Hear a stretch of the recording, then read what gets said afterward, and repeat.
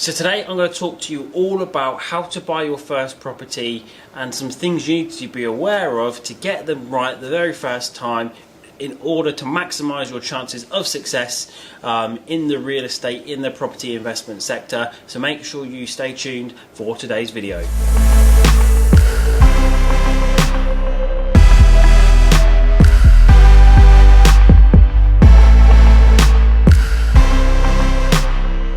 Okay, so you want to invest in property and you're not really sure where to start. Great news is I'm going to give you the key information you need to know so that you can go out there and start investing in property. So as an accountant, I'm naturally going to go to the first way. The first thing I'm going to say is basically make sure you get your structure right. As an accountant, I know firsthand just how much difference this can make. So a lot of people, they don't view property investment as a business. They think it's passive income, and indeed it can be, but to start with, you need to be treating this like a business, and as a result, you need to put some work into it and get the right structure. Previously, before 2015, 2016 time, it might have been the best way for you to just buy it in your own name, let it out, pay some income tax on your self-assessment tax return, and that was it. That's what you really needed to do. But now things are different. The tax system is completely changed, and as a result, it's more complicated than ever, and you really need to have a think about what structure is going to be best for you. There's no point putting all this money, effort and time into building a property empire if a tax man is just going to come away and take most of the money away from you. You need to look at basically what you're about to do to maximise your wealth. That's what you want to do. You want to be maximising your wealth, which is the money left over after you've paid the tax and after you've paid your suppliers. You don't want to focus on all these vanity metrics such as net profit, how many houses you've got. That's all you really should be caring about, is maximising your wealth. What's your net cash flow after you've paid absolutely everything left over? So that's the first place to start, is get your structure sorted out. For a lot of people, especially now, limited companies are the way to go. Obviously, it massively depends on your personal circumstances, but for people like myself, we've got other companies, we've got other businesses. I don't want to pull that money out personally to then invest in property in every way, shape or form. So as a result, we've got a group structure of our limited companies. Check out a video I did quite recently on that. So we've got a limited company, that's where we buy our properties, and it keeps it nice and simple. Most people, especially now, if you're a high rate taxpayer, you've got other income, you don't want the property income to live off, you're investing to build wealth over the long term, you're overseas, all of these kind of people often tend to be better off in a limited company, and as a result, when they're setting their business up, will do so via a limited company first, and then when you're going to estate agents, speaking to lenders, mortgage brokers, you'll be doing it all in the limited company name rather than your name personally. So once you've got your limited company set up, make sure you then get a bank account set up. Because setting a bank account up can take a while, especially at the moment, COVID times. The high street banks are still being really slow at opening bank accounts. The online ones, Tide and Starling, are a bit faster, but it can still take a couple of weeks, and you might need to jump through some hoops, especially with accountants' letters and things like that. So make sure you get that set up, because mortgage lenders are going to need to see it. Estate agents are going to want to see proof of funds, ideally in the name of the entity that's buying the property. So you don't want to be having it in a different company name,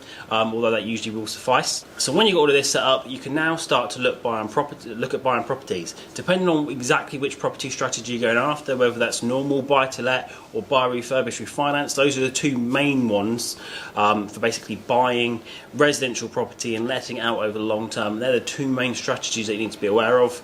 Buy to let, quite simply, is where you buy a property usually at its market value. You go into an estate agent and buy it based on its rental potential. So you look at its rental yield. So if you're buying a house for £100,000, it's going to rent out for £500 a month. You know all of that to start with, and you can see exactly what return on investment you're going to get and return on capital. So if you know you've got to put £25,000 in a deposit, a couple of grand in stamp duty, legal fees and whatnot, roughly on £100,000, you'll probably be ending up putting about £30,000-ish into that property.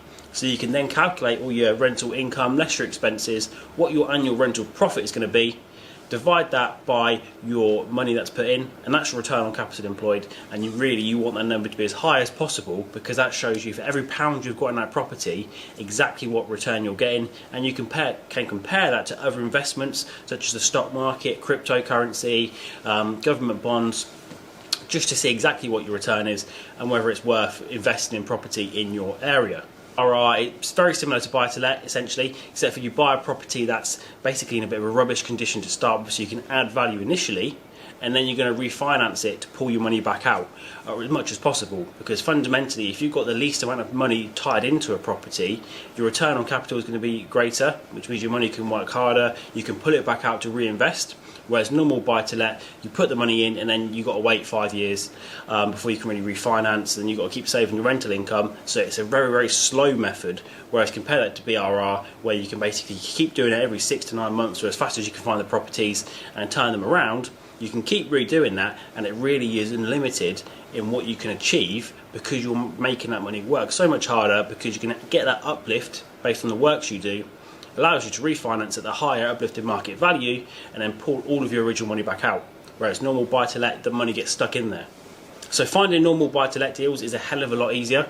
Let me tell you that, simply because you can walk into your estate agent and they will just give them to you, and then you can basically look at rental values and see which is going to give you the best return based on the type of property it is, the tenant profile and all of those kind of things. BRR is a lot harder. You really have to build relationships with agents. You have to go to a lot more viewings, D2V, basically tell everybody and their dog what you're doing. You're looking to buy houses. If you're going to pay them a referral incentive to send houses your way, we've done that previously, actually in the process of buying a property. And because we basically told this person, we tell everybody what we're doing. We're looking to buy houses, and it was a friend of a friend of a friend, and we managed to secure a fantastic property, a very good price, that it could be almost a full money out deal from a BRR point of view, which is absolutely fantastic. These kind of things for buy to let, you don't really find them unless you're basically in the game all the time.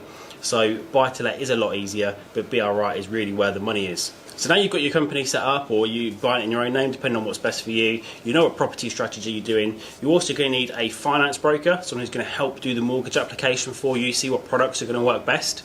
Definitely get one of these. Don't try and be a cheapskate and do it yourself and go, okay, yeah, I'm going to try and find a lender that deals with the direct to the consumer.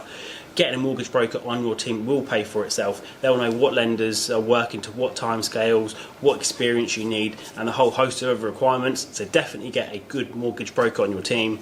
Same with an accountant as well, to see what property you're buying, how to structure it, what tax reliefs there might be, whether you can get 5% VAT on the refurb, maybe even no stamp duty on the purchase. All these different quirks in the tax system that can be available, but you don't know that unless you're working with a professional. Also, you're going to need a solicitor as well, a conveyancer, to help you buy the property, do all the searches for you, and actually get the property into your name. You're going to need one of them on your power team. Same with an insurance broker as well. You're going to need insurance on the building, landlord insurance. So definitely get one of those in your power team. They're going to help make sure that your property is not at risk and it's suitably insured, which is an absolute must for every property investor. And last but not least, unless you're looking to self-manage, you're going to need a good letting agent.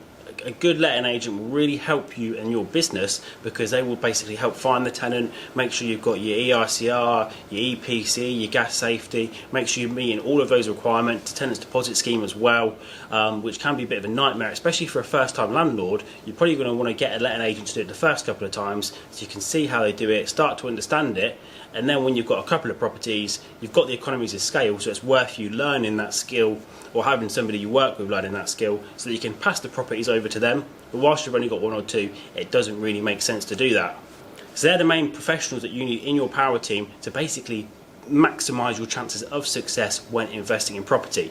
So now you've done this as well, if you're going for a BRR deal, you're going to need some fantastic builders. Definitely look for recommendations there, but do take them with a pinch of salt, because a good tradesman is only as good as their last job. They may have done some good work for somebody else. That does not mean they will do good work for you. I personally have been stung by this in the past, taking recommendations and basically trusting them as if they're the gospel. Ultimately, it cost us a couple of £100 in poor workmanship, which I had to get rectified, and it was a massive headache. So get recommendations, speak to people, but also look at their past jobs, look at their companies, look at their insurances, and basically get a good feel for them, and make sure the payment terms are in your favour compared to being in the tradesman's favour.